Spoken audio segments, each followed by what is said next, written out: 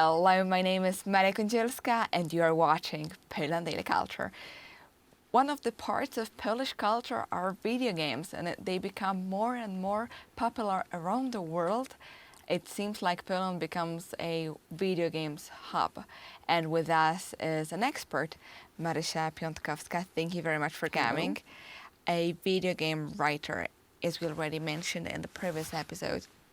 You told us about creating one of your first video games, and that was Sniper Ghost Warrior 3, in which a lot of blood took part in Georgia. But it was your first project. Tell us, how did you develop with time in this industry?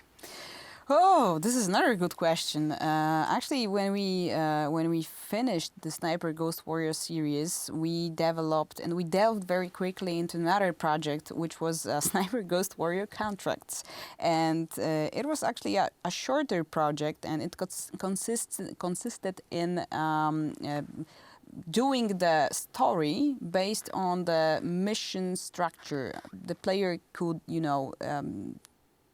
could take and could choose one mission and end it, and it was actually a separate plot, separate story. Each mission was a separate story. It was actually connected somehow in general in the end, but every mission had a different story, and thus it was I think I may say an easier task to do because it was shorter, and those histories, those stories in those missions actually were shorter and I think clearer for the player to engage in and to solve the conflict that was taking place in this very mission. There were many environment settings there. For example, Siberia. Like mission on the platforms, like missions in the winter bases, many different settings there, and that was also fun because it wasn't a very linear thing to do. Short missions, short stories that somewhere in the end they are connected somehow. And they connect somehow to the plot of the Warrior, Ghost Warrior 3. Yeah. Well, the other thing is that even though they are Polish games, you continue writing them in English. Yes. So it requires, I would say, a lot of knowledge, but also, as I understand, you target it for the abroad audience. Yes, mainly, yeah. We actually have audiences in every part of the world.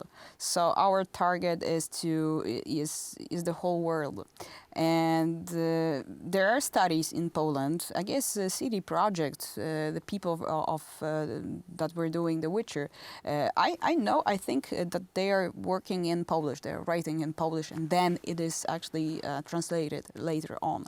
But the studies that I was working and now I'm working in, we always actually start working in English.